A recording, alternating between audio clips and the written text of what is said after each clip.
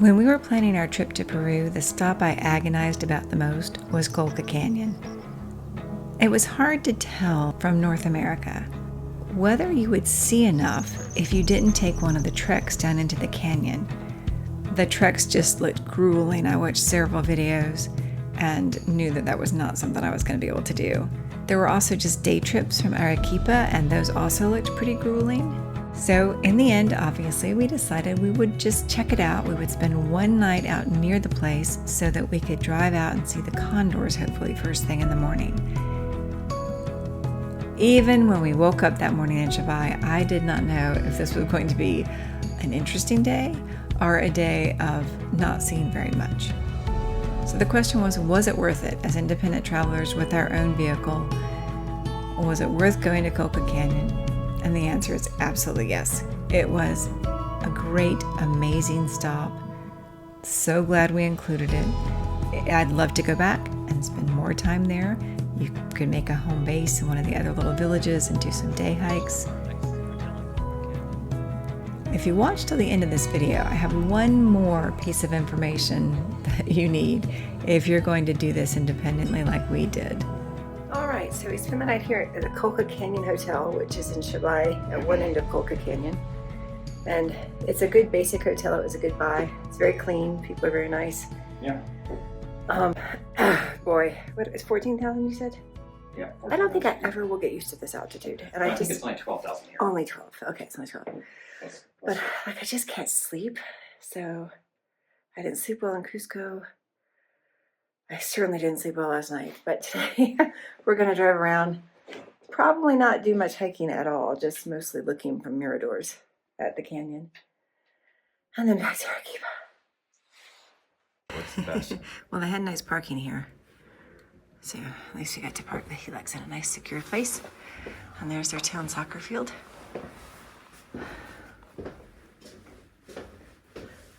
So we just took 109 out to Cabanaconde, stopping at Cruz del Condor. There is a ticketed area which we didn't know about, so you do have to stop and pay an entrance fee to go all the way. This is the river before it goes into the big canyon.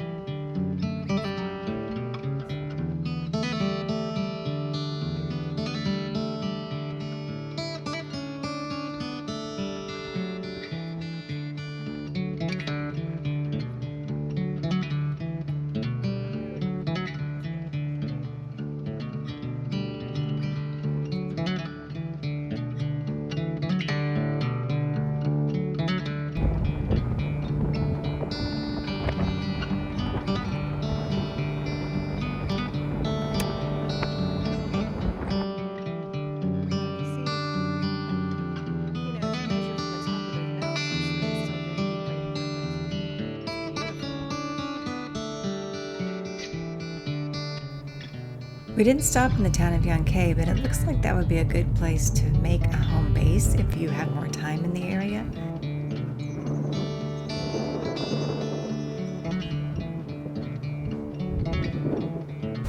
Where you going, guy? The road was good. There wasn't a lot of vehicle traffic, although we did run into a lot of animal traffic. All right, we now definitely are on the rim of a very high canyon. This now feels very deep, and this road is just causing me a great deal of that big rock. high blood pressure. There are many, many miradors, but I'm looking for the Cruz del Condor. Holding out for my, oh my goodness, my fear of heights is just screaming right now. I can't even turn the camera that way because then I would maybe have to see it. We'll stop soon. It's very high.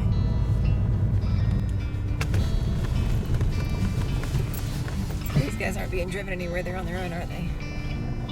They're making their own decisions. And their decision was to block the road. So the road's the easiest place to walk. girls. Get to one side. There you go. Good girls. Good girls. No, no. Let's go on that side.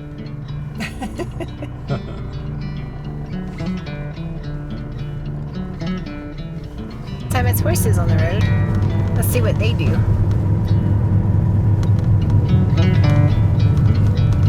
Oh, a baby. Get off the road. Oh, yeah, they do. Everybody knows. Nope, this is a different one. I like the goats.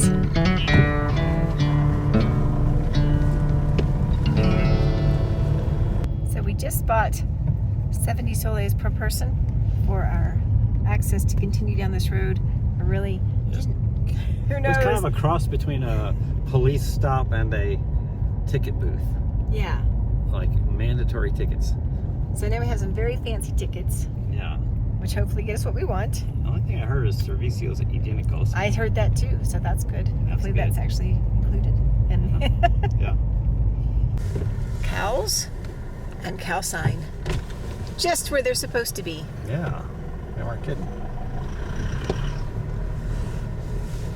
Oh, girl. Reach out and pet her. I see a condor. Oh, yay! Don't they? In the air behind this rock.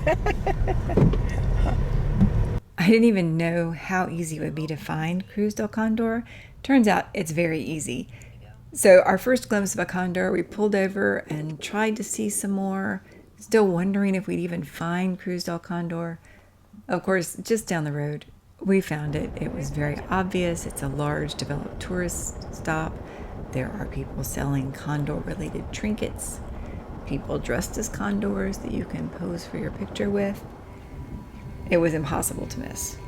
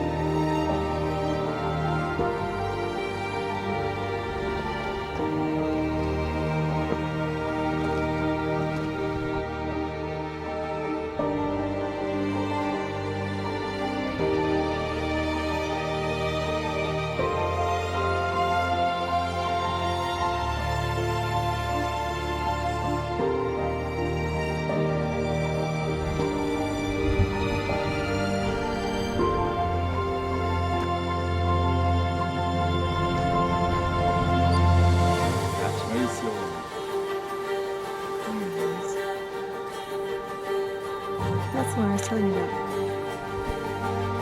Looks like a giant. Yeah, It's posing. it is posing. So we got here about 9:30, and there were quite a few condors. And now maybe it's 10:30, and there aren't any. So definitely the advice about getting here in the morning is good. At least it worked for us.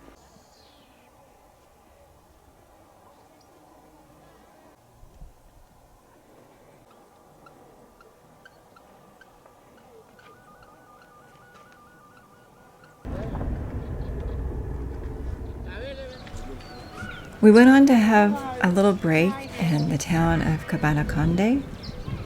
This is another place where you could make your home base. I understand this is where a lot of the multi-day treks set out from. Again, watch videos, do your research. I keep hearing, and I heard from a good friend of mine who did the Inca Trail. The Inca Trail is hard. The treks into Colca Canyon are more grueling, at least the last day when you're coming back up.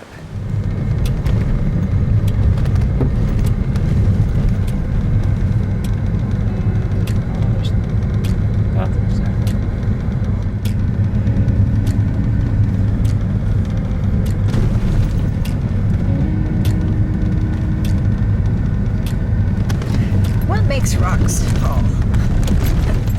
Like when? Like, why did I just like, now? Right. Yeah, that's a good question. I mean, I don't think I've ever actually seen a rock fall happen. And I don't want to see one either. Yeah. Just putting that out there. Not interested in seeing that.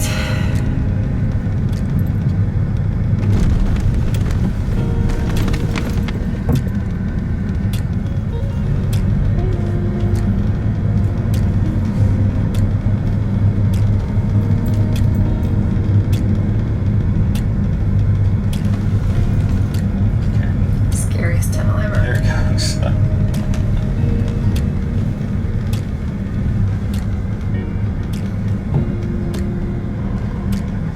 That's with our highway phone. Our extra lights.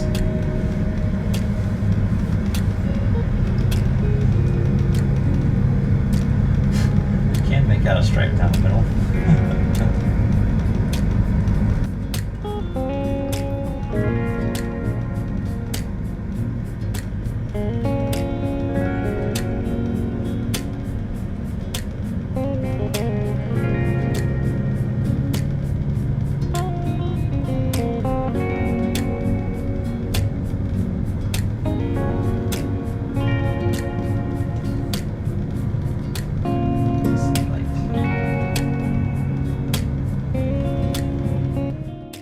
Our GPS told us the fastest way to get back to Arequipa, where we were going to spend the night, was to go back to Chivay, where we stopped for lunch at a tourist-friendly restaurant, and it was actually really quite good.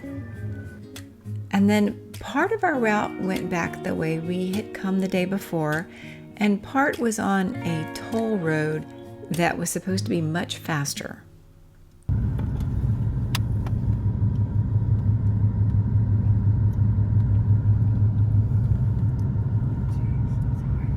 We've come very high, back though we came yesterday.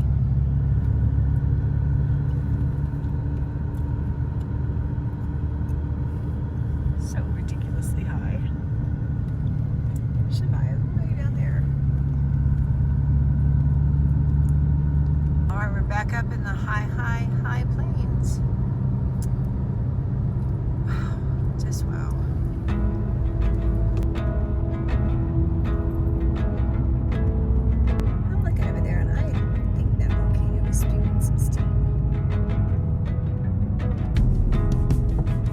I would say this is actually the worst road we've been on. It's a toll road between,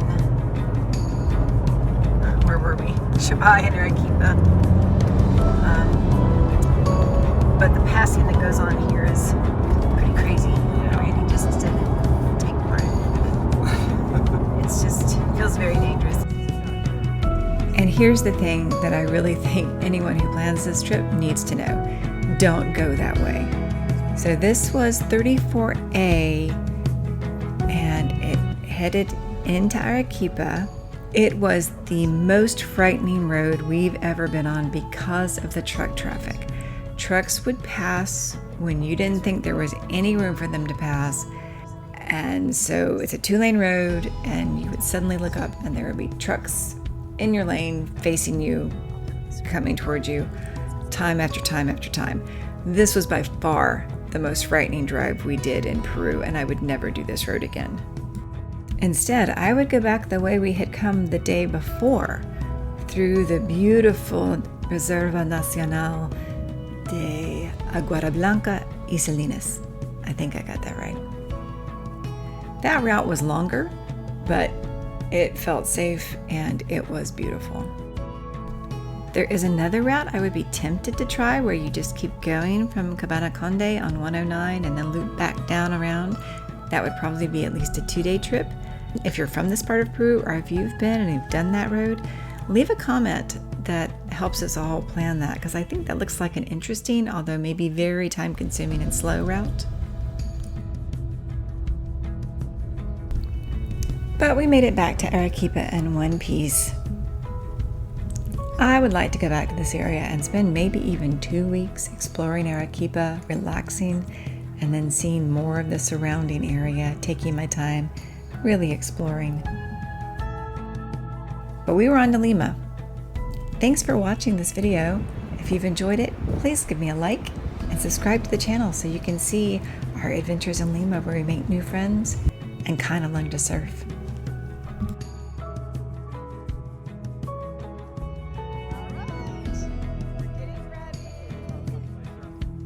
So far out there. I don't know if you're going to see anything in this video, but that is Randy and his instructor, and our other friend from Canada, her instructor.